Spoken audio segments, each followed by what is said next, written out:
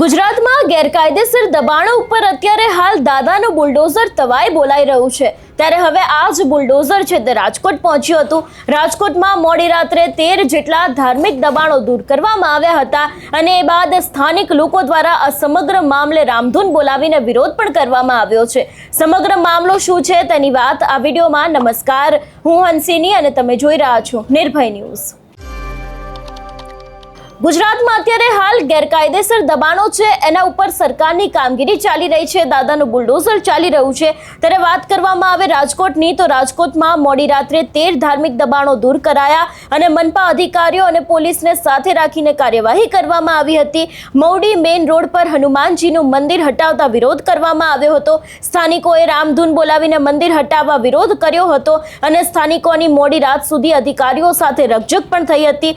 48 કલાકમાં મંદિર નાનું કરવાની સ્થાનિકોએ બાહેંધરી આપી, જેને કારણે મનપા સ્ટાફે મંદિરનો ઓટલો તોડ્યો હતો.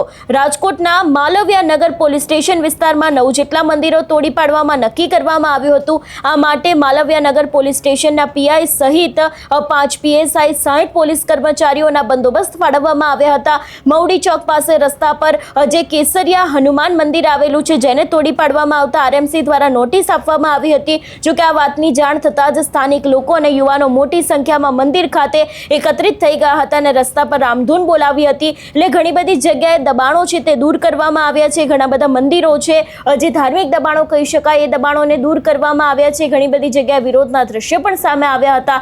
સૌથી પહેલા તો જે રીતે સ્થાનિક લોકો દ્વારા વિરોધ કરવામાં આવ્યો હતો એ દ્રશ્યો ઉપર નજર કરીએ.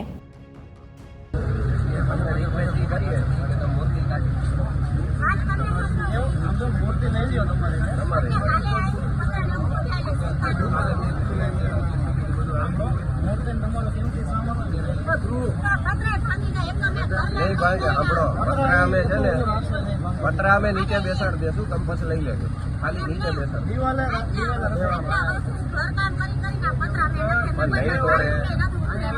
નહીં તોડે બે સાઈડમાં તમારું બને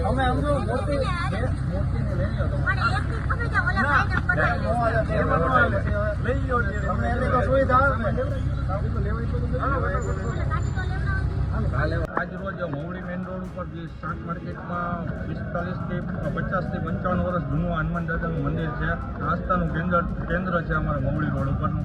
આ અમને 2 નોટિસમાં આ લોકોએ ડિમોલેશનનું એવું કહી ગયા છે. આજે 5 વાગે નોટિસ આવી છે અને સાંજે 1 વાગે કે ડિમોલેશન અમે કરશે. અમારું કહેવાનું એવું છે કે 5 નોટિસ બજાવ્યા પછી તમે ડિમોલેશન કરી શકો.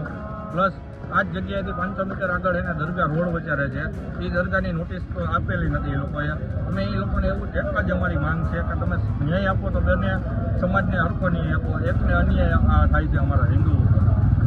ખાસ કરીને તમે રજૂઆત ક્યારેય કરવાનો ચાન્સ આપ્યો?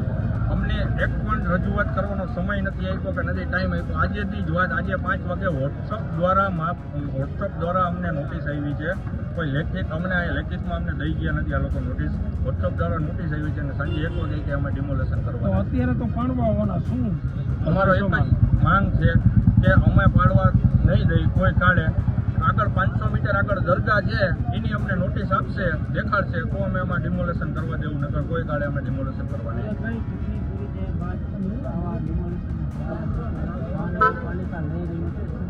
અમે મહાનગરપાલિકાને એટલી કમિશનર સાહેબને રજૂઆત કરી છે કે તમારે કરવો, નો ડાઉટ પબ્લિકને નડતરરૂપ હોય તો ડિમોલેશન કરવાનો અમે સહયોગ આપીએ. પણ જે આ નડતરરૂપ નથી, 2 ફૂટ જગ્યા રાખીને આ જગ્યામાં મંદિર બનેલું છે. આગળ જાઓ 20 ફૂટ જગ્યામાં દરગાહ ઉભેલી છે, આજથી 500 મીટર આગળ જ. તો ત્યાં તમે કેમ નોટિસ નથી આપી? આ કેટલું જૂનું મંદિર? આ 50 થી 55 વર્ષ જૂનું મંદિર છે મવડી રોડનું. આ એક મવડી મેઇન રોડ ઉપરનું જે 50 થી 55 વર્ષ જૂનું આ મંદિર છે, આસ્થાનું કેન્દ્ર છે હિન્દુત્વનું. આ મંદિરને અમારે 2 ટાઈમ દીવાધૂપ થાય છે.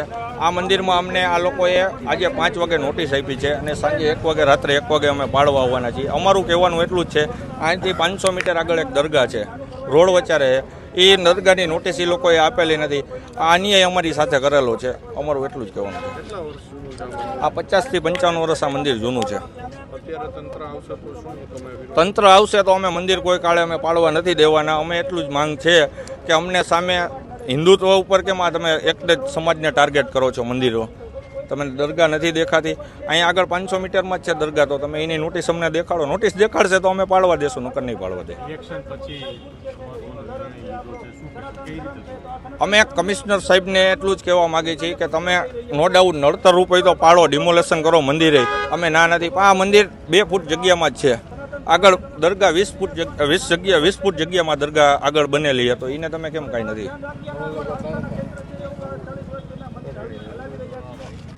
ચાલુ કરો, નામથી ચાલુ કરજો. તમારું નામ? જય હિન્દ, જય ભારત. મારું નામ ડાભી હિતેશભાઈ. હું છેલ્લા 30 વર્ષથી આ રોડ ઉપર આ મંદિરની સેવા દઉં છું અને અત્યારે અચાનક નોટિસ આવી છે કે રાતે 1 વાગે આ મંદિર પાડવામાં આવશે સાહેબ. તો હું એક રજૂઆત કરું છું કે આ એક મંદિર તમને કઈ રીતે નડે છે? નથી રોડ ઉપર આવતું સાહેબ, નથી કોઈને નડે એમ, નથી કોઈ દુકાનવાળાને નડે એમ સાહેબ. તો આ મંદિર પાડવાનું કારણ શું છે સાહેબ? અને એક જ મંદિર આવવું હોય તો આ સ્વામીની આખી માર્કેટ દબાણમાં છે. 150ના રોડ ઉપર બધું દબાણ છે. બધી હોટલોવાળા જે જાય ગમે ત્યાં પાર્કિંગ કરીને એનું દબાણ કરે છે. એ બધી તમે એની જવાબ દેવડાવો. અમારે એક મંદિરની આસ્થાને તમે શું કામ હેરાન કરો છો? કોઈ એક તરફ તમે કહો છો કે અમે હિન્દુ ધર્મ, તો આ હિન્દુનું મંદિર તમને કઈ રીતે નડે છે? આ તમને કઈ રીતે નડે છે? તો નડતું હોય તો તમે એકવાર આવી સર્વે કરી આવો. તમે નડતું હોય તો અમે બાદ કરી અને અમે નાની મંદિર કરવા તૈયાર છીએ. પણ રોડ ઉપર કોઈને નડતું નથી સર સાહેબ, પાર્કિંગમાં નડતું નથી, કોઈ દુકાનવાળા નડતું. તો આ તમને સરકારને કઈ રીતે નડે છે અને આ મ્યુનિસિપાલિટી આરએમસીને કઈ રીતે નડે છે સાહેબ? એનો જવાબ મારે જોઈએ છે. ટ્રાફિકની સમસ્યા હોય તો આખી માર્કેટ છે સાહેબ. આ સમગ્ર વિષયને લઈને તમારો શું અભિપ્રાય છે અમને કમેન્ટ કરીને ચોક્કસથી જણાવજો. તેની સાથે અમારી ચેનલ નિર્ભય ન્યૂઝને લાઇક, શેર અને સબસ્ક્રાઇબ કરવાનું ભૂલશો નહીં. નમસ્કાર.